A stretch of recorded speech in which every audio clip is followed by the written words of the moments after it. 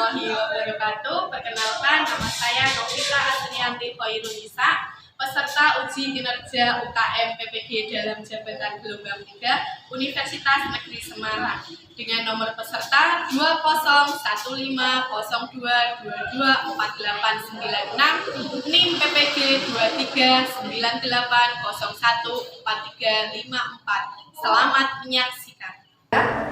Baik, kalau sudah siap dengan pembelajaran hari ini, silahkan semuanya duduk di tempatnya masing-masing, ambil sikap siap untuk berdoa. Silahkan untuk ketua kelasnya bisa memimpin untuk berdoa. Silahkan. Siap, gerak doa mulai.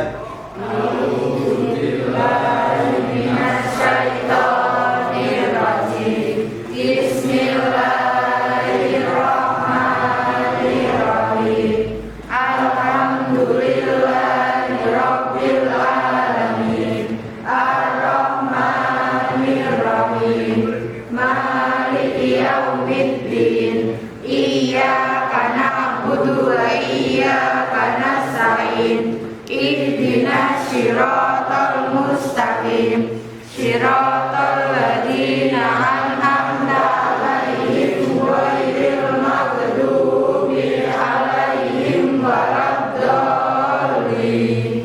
Rabbighfirli wa liwalidayya wa lil mu'minina amin. Bismillahirrahmanirrahim. Raditu billahi rabban wa bil islami dinan wa bil muhammadin nabiyyan wa rasula. Rabbi zidni ilma warzuqni fahma. Rabbi shrahli sadri wa yassirli amri wahlul 'uqdatam min lisani yafqahu qawli. Amin ya rabbal alamin. Assalamualaikum warahmatullahi wabarakatuh. Waalaikumsalam warahmatullahi wabarakatuh. Baik, untuk pembelajaran dulu ya, siapa yang tidak masuk untuk hari ini? Nia, Karin, Willis, Friska, Yuni, Ayu, kemudian Sofia, Ina, Levi, Dwi, Danda, Mutamas, Farhat, ada Rivaldo, Robin, Maman ada sudah ya. Roni, Dwi, Azam, kemudian ada Rizky, Nabila, Izudin, ada juga siapa lagi yang belum saya panggil ya? Sudah semua ya? Baik. Kalau sudah semua berarti hari ini berangkat semuanya ya? Ya, kalau berangkat semuanya, sebelum kita mulai pembelajaran pada pagi hari ini ya, sebelum kita mulai pembelajaran pada pagi hari ini, saya pengen lihat dulu apakah anak-anak sudah semangat semuanya apa belum? Sudah pada sarapan semua ya? Pembelajaran, mari kita ice breaking dulu, semangat-semangatan dulu biar nanti ketika pembelajaran kalian tidak mengantuk. Baik, saya mulai ya. Mana semangatmu? Ini semangatku. Mana semangatmu? Ini semangatku. Mana semangat kalian? Ini semangat gua. Salam geografi. Salam satu bumi. Baik, terima kasih, tepuk tangan untuk kita semua. Sebelum kita masuk di dalam pembelajaran ya, kita kemarin sudah sempat menyinggung materi yang akan kita pelajari hari ini, di mana materi yang akan kita pelajari hari ini yaitu mempunyai tujuan. Tujuannya apa, Bu?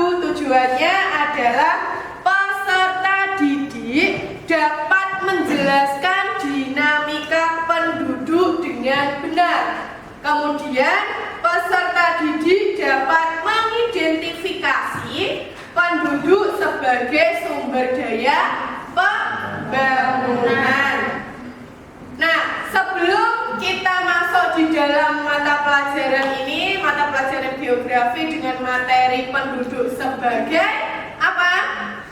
Sumber daya pembangunan. Kemarin kita sudah sempat menyinggung tentang apa itu penduduk. Kira-kira penduduk itu apa dan bagaimana penduduk itu siapa? Ada yang tahu penduduk itu apa dan siapa? Mbak Dwi mungkin penduduk diartikan sebagai orang-orang yang tinggal dalam suatu wilayah atau negara. ya, silakan diajari tentang materi penduduk. Di sini ada kalimat pemantik dari saya. Kalimat pemantiknya yaitu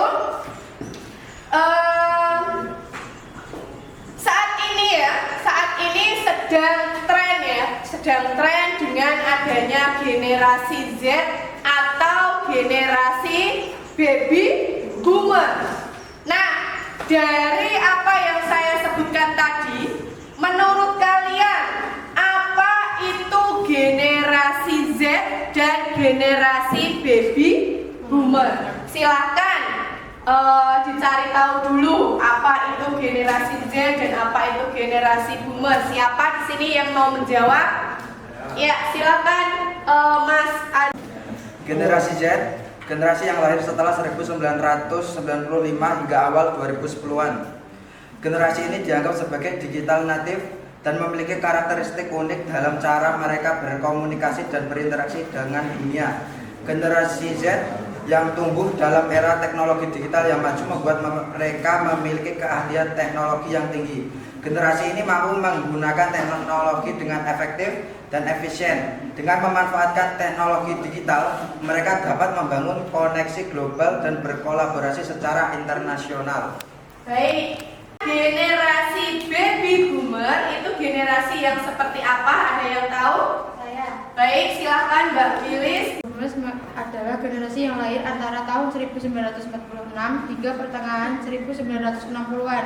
Sebagai generasi yang telah hidup lebih lama dan memiliki banyak pengalaman, baby boomers memiliki pengetahuan dan wawasan yang luas. Mereka memiliki pemahaman yang mendalam tentang sejarah, industri, dan perubahan sosial. Pengetahuan tersebut dapat diajarkan kepada generasi-generasi di bawahnya. Baik, penggabungan antara generasi Y dan generasi baby boomer itu yang seperti apa? Ada yang mau menjawab? Saya digital native dan memiliki karakteristik unik dalam cara mereka berkomunikasi dan berinteraksi dengan dunia. Sedangkan baby boomers memiliki pengetahuan dan wawasan yang luas. Mereka memiliki pemahaman yang mendalam tentang sejarah, industri, dan perubahan sosial. 25. Dan untuk generasi baby boomer sendiri itu generasi yang lahir antara 1946, di mana generasi Z itu dia memiliki karakter yang unik ya, karena dia tumbuh di dalam perkembangan teknologi. Sedangkan untuk baby boomer dia memiliki pengetahuan dan wawasan yang sangat luas karena dia mempelajari atau di dalamnya itu mempelajari tentang berbagai wawasan berupa sejarah, industrial, dan perubahan sosial. Baik, kita mulai di dalam pembelajaran. Pembelajaran pada hari ini kita fokus pada materi penduduk sebagai sumber daya pembangunan. Di mana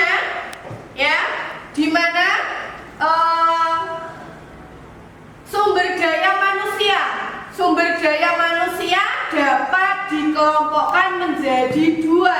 Yang pertama yaitu mikro, yang kedua adalah makro. Di mana secara mikro sumber daya manusia diartikan sebagai individu yang bekerja dan menjadi anggota tenaga kerja. Sedangkan secara makro sumber daya manusia merupakan penduduk suatu negara yang sudah memasuki usia produktif. Dikatakan usia produktif itu ketika usia berapa sampai berapa? 17 sampai dengan 50 tahunan itu dikatakan sebagai usia yang produktif. Sedangkan usia di atas 50 tahun itu adalah usia yang mulai sudah tidak produktif. Kemudian secara umum sumber daya manusia itu adalah potensi yang dimiliki oleh setiap orang untuk mewujudkan keinginannya sebagai makhluk ekonomi.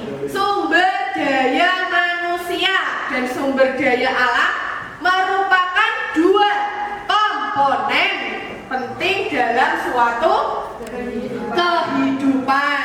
Keduanya juga harus berjalan secara seimbang agar tercipta kehidupan yang harmonis. Kalian hidup di kelas ini setiap harinya dari hari Senin sampai dengan hari Sabtu hidup harmonis enggak? Ono sing bentekan ora? Tidak boleh ya, karena kita di sini sama-sama manusia, sama-sama saling membutuhkan satu sama lain. Selanjutnya, sumber daya manusia memiliki dua komponen yang mempengaruhi kondisi. Yang pertama yaitu tentang kuantitas, yang kedua tentang kualitas. Levi, kuantitas itu apa, Vi? Kuantitas menyangkut jumlah sumber daya manusia. Ya, kuantitas itu adalah di mana kuantitas itu kualitas itu apa, Farhan? Kualitas adalah di mana kualitas merupakan mutu dari sumber daya yang menyangkut kemampuan fisik dan non fisik. Baik. Kualitas dari sumber daya yang menyangkut tentang kemampuan fisik dan kemampuan non fisik. Selanjutnya ada yang namanya kualitas sumber daya manusia di Indonesia. Nah, yang pertama ada jumlah penduduk, yang kedua ada persebaran penduduk, yang ketiga ada komposisi penduduk. Jumlah penduduk itu yang bagaimana, Mas Roni? Jumlah penduduk merupakan negara keempat dalam jumlah penduduk tertinggi di dunia. Ya, jadi jumlah penduduk ya. Di situ ada jumlah penduduk. Jumlah penduduk itu adalah merupakan Indonesia itu merupakan negara keempat ya yang memiliki jumlah penduduk tertinggi di Indonesia. Kemudian yang kedua adalah persebaran penduduk. Di sini persebaran penduduk itu dapat diartikan sebagai persebaran penduduk di suatu wilayah. Kemudian yang ketiga, komposisi penduduk itu adalah struktur atau susunan penduduk sebuah negara atau wilayah berdasarkan apa? Atributnya. Selanjutnya, komposisi penduduk. Nah, di sini komposisi penduduk itu adalah struktur atau susunan penduduk sebuah negara atau wilayah berdasarkan atributnya seperti aspek geografis, biologis, dan sosial. Sedangkan penduduk berdasarkan generasi merupakan penduduk yang produktif yang merupakan model pembangunan suatu negara. Di mana berdasarkan hasil sensus penduduk tahun 2020, mayoritas penduduk Indonesia merupakan generasi Z. Ya, generasi Z dan generasi milenial.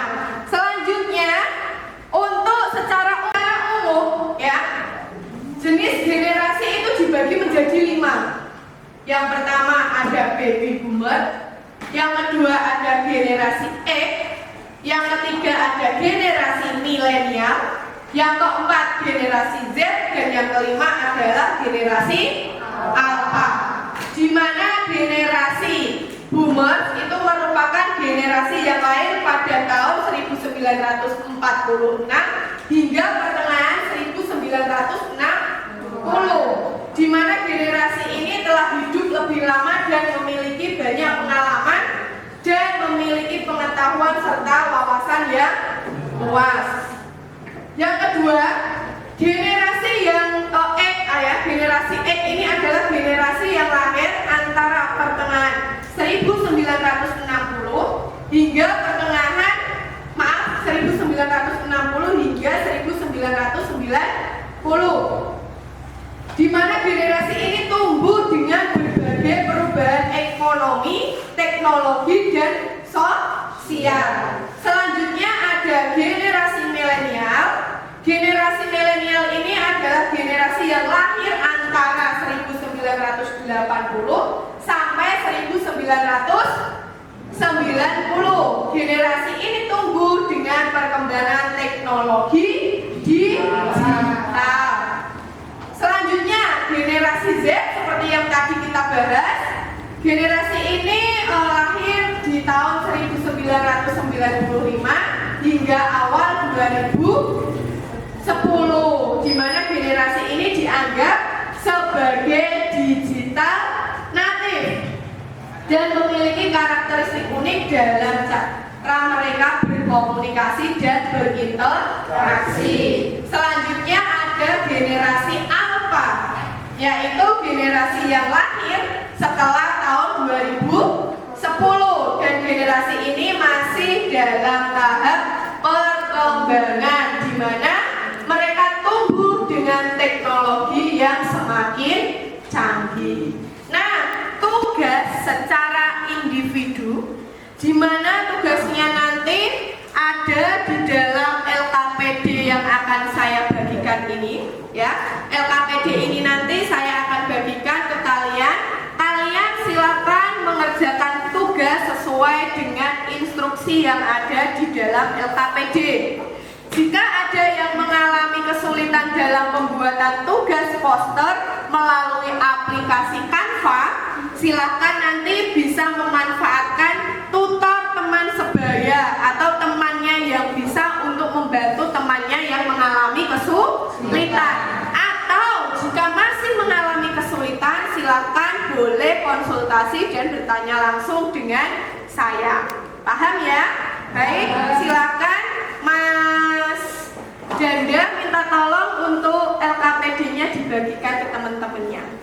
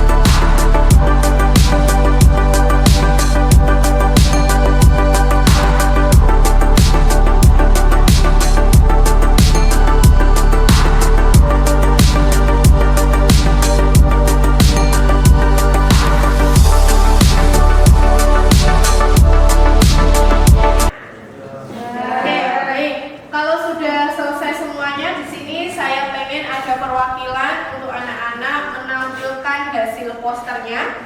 Di sini gambar yang pertama atau poster yang pertama, silahkan Mbak Nabila mungkin bisa mempresentasikan hasil dari posternya atau tugas posternya.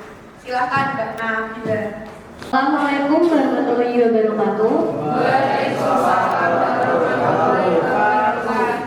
Di sini saya ingin mempresentasikan materi tentang penduduk sebagai sumber daya pembangunan. Langsung saja yang pertama,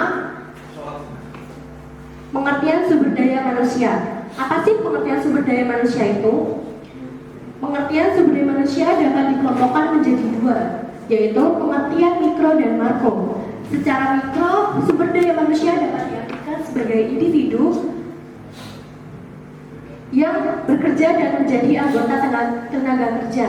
Sedangkan sumber daya manusia secara makro adalah penduduk suatu negara yang sudah memasuki usia produktif. Yang kedua, adanya kuantitas dan kualitas sumber daya manusia. Yang pertama, kuantitas sumber daya manusia di Indonesia. Kuantitas sumber daya manusia adalah jumlah penduduk yang terdapat pada suatu wilayah atau negara yang ada di Indonesia. Contohnya sebagai jumlah penduduk, persebaran penduduk, dan komposisi penduduk. Yang kedua, kualitas sumber daya manusia. Kualitas sumber daya manusia diistilahkan dengan indeks pembangunan manusia atau disebut dengan IPM. Yang pertama adalah kesehatan, pendidikan, dan pendapatan. Yang ketiga, pengembangan SDM dan masalah-masalah pendudukan. Manfaatnya adalah pengembangan SDM di Indonesia yang meminimalkan kinerja yang buruk, meningkatkan produktivitas. Yang kedua, masalah-masalah kependudukan adalah jumlah penduduk yang besar dan pertumbuhan pendudukan yang cepat. Ada juga upaya mengatasi masalah kependudukan. Yang pertama, melaksanakan program keluarga berencana, melayani sektor kesehatan, transmigrasi, meningkatkan mutu pendidikan dan keterampilan, dan meningkatkan produksi pertanian. Sekian presentasi dari saya. Saya akhiri. Mohon maaf apabila ada kesalahan kata yang kurang berkenan di hati kalian. Wassalamualaikum warahmatullahi wabarakatuh. Bisa kita ambil dari pembelajaran hari ini dan dari hasil presentasi teman-teman kalian, bahwasanya secara umum ya, generasi nantinya dibagi menjadi 5. Apa saja? Ya, generasi baby boomers, generasi milenial, generasi Z, dan generasi alpha, di mana masing-masing memiliki keunggulan sendiri-sendiri. Antara lain kalau baby boomers yaitu dia memiliki pengetahuan dan wawasan yang luas. Kemudian kalau generasi E itu dia tumbuh dengan perubahan ekonomi, teknologi, dan sosialnya. Kemudian generasi milenial itu mereka lebih dominan tumbuh dengan perkembangan teknologi secara digital. Kemudian generasi Z itu mereka lebih unik karena dalam mereka berkomunikasi dan berinteraksi itu sangat baik. Selanjutnya yaitu ada generasi alpha. Ya, generasi alpha itu dia dikenal sebagai generasi yang tumbuh dengan teknologi yang semakin canggih. Nah, generasi ini adalah generasi di usia-usia seperti kalian ini. Di sini yang kalian itu salah satunya ada yang termasuk di dalam generasi alpha dan generasi Z. Maka dari itu pembahasan kita kali ini saya cukupkan sekian. Untuk pertemuan yang akan datang, silakan nanti kalian kerjakan soal yang ada di LKS halaman 38, di mana soal itu nanti akan kita gunakan sebagai evaluasi pembelajaran kita hari Saya ingin melihat sampai mana ya kalian mampu dan paham tentang materi yang kita pelajari hari ini. Kira-kira ada yang mau ditanyakan? Tidak ada. Kalau tidak ada, tetap jaga kesehatan, tetap jaga keselamatan saat kalian berada di jalan. Kita bertemu lagi di minggu depan dengan materi selanjutnya. Dan jangan lupa untuk tugasnya dikerjakan. Terima kasih. Sekian dulu dari saya. Wassalamualaikum warahmatullahi wabarakatuh. Waalaikumsalam warahmatullahi wabarakatuh.